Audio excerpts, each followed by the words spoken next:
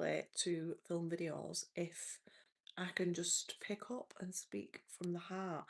However, live streams really make me still feel dead nervous, which is so weird because I could talk in front of real people, like, as in, not that you're not real, guys, but I could stand on a stage and speak and feel less resistance to it than doing a live stream, and I have no idea why that is. So I'm going to practice because we've got to get things in our comfort zone. I thought if I go on YouTube, there's probably going to be less people watching, if any, than there is if I go live on like Instagram. So here we are. Hope that you are all well if you're watching this back on the replay. But maybe this is what my YouTube videos are going to look like from now on. Who knows? No editing involved. Not that they're very edited anyway. So I've looked on my school group because I have a school community, which to be honest, I'm a bit shit with because I don't really do much in it. And I need to. So I think I can go live in there as well. But I asked a few weeks ago for like suggestions for any content ideas, and then a few people sent me messages of like things that they'd like me to talk about, and one of them was, what was it? I forgot what it was. See how nervous the live streams made me. Hang on. Oh, it was how to tell the difference. That sounds bright. How to tell the difference between intuition and fear. So I thought that's a very good question because if you are wanting to consciously create something, I feel like I'm very much looking at myself instead of looking at the camera, but never mind, it doesn't matter, does it? We're just finding ways to get out of doing live stream. Um, if you are wanting to consciously create, then it's very important that you are in tune with your intuition because that's your guidance system. Like you really can't do anything consciously and create in the 5D if you're not listening to your intuition, because that's the very nature of conscious creation, is that it's not like how we're trained to create things in the 3D through logic and through force and through difficulties. It's supposed to be easy, it's supposed to be an unfolding of things that just flow through stepping into the identity. So I think that intuition is a different feeling for everyone, like as in the sort of sensation that you experience as intuition. For me personally, and I've heard that lots of other people experience this differently, so I don't want you to think that this is the way that it will show up for you, but it's like the way that I visualize it is like a Wi-Fi signal coming out of my chest. It's like this feeling of pull towards something or against something. Oh my God, there's 17 people live. I was not expecting that. I didn't think anybody had joined this live. So hi, if you're watching. I suddenly feel very nervous. But it's this feeling for me of like a feeling of pull towards something or a feeling of push against it. So, for example, and I'm trying to think of one that would relate. Now, for me, I used to be really scared of flying, and I knew logically that there was no reason to be afraid of flying on an aeroplane. But every time I would get on one, I would have this voice that would come up. Hi guys. Oh my God, this is so exciting. Hi. Um I'm from Bolton, by the way. Hello from wherever you're watching from. Can see a couple of comments about where you're from. So I'm going to try and not look at the comments for a second so I don't get distracted because I'm terrified of doing lives.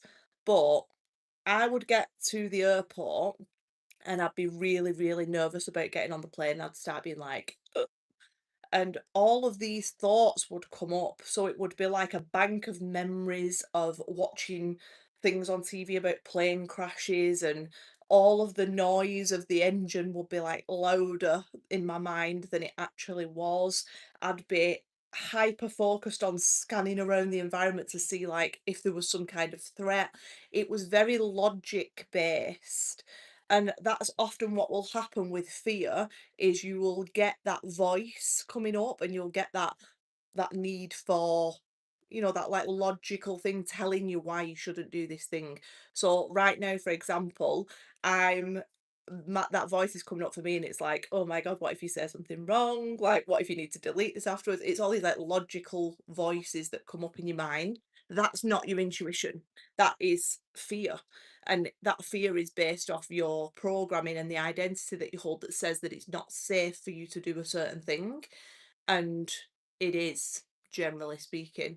So intuition is not logical at all. It's just like a knowing. It's just a feeling. And for me, like I say, it's like a feeling of pull or push away from something that there is no logic behind it. It's just a knowing that you should or you shouldn't do something. Oh, thank you so much for subscribing. That's very kind of you. Um, so I would be asking yourself, like, when you get that feeling of resistance to something, whether it's fear or whether it's intuition, base that decision off, am I getting that loud logical voice? Is my mind drawing on a bank of memories that are all negative that are saying, you shouldn't do this thing because of that? Remember when this happened? Remember when that happened? Or is it just a feeling of saying, like, no, this is not right? And you have no logical reason for that. So I think that's the best way to differentiate it is it logical or is it not? If it's not, then it's highly likely to be intuitive. And I think the more that you practice using your intuition, the stronger it gets and the easier it is to like interpret so you can use it more confidently. And it's also something else to consider is it's your first split second thing that comes up. Your intuition is always really the very, very first feeling that you get.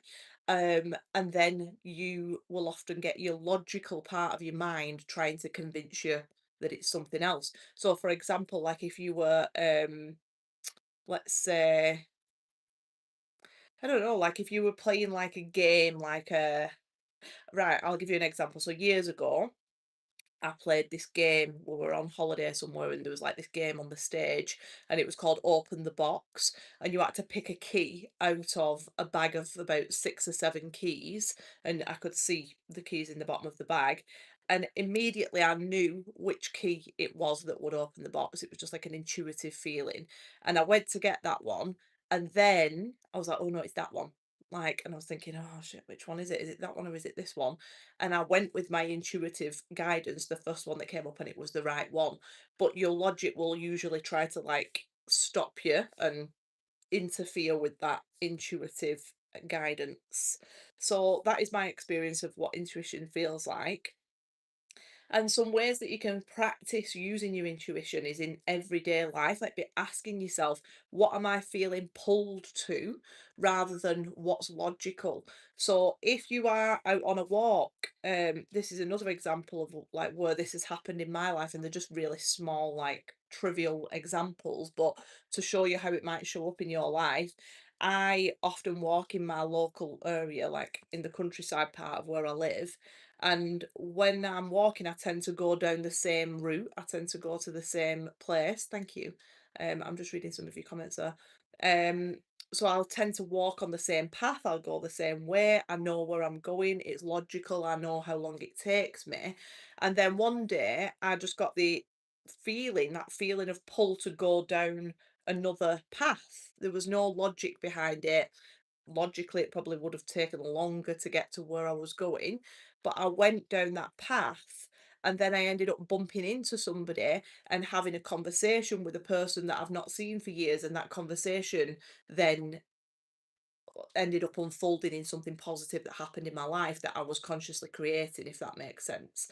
So even though it seems random, the fact that I listened to my intuitive guidance and that feeling of pull to walk down that path meant that I had met that person, that I had that conversation, and that things unfolded to allow something to come into the 3D that was completely unrelated to me going for a walk.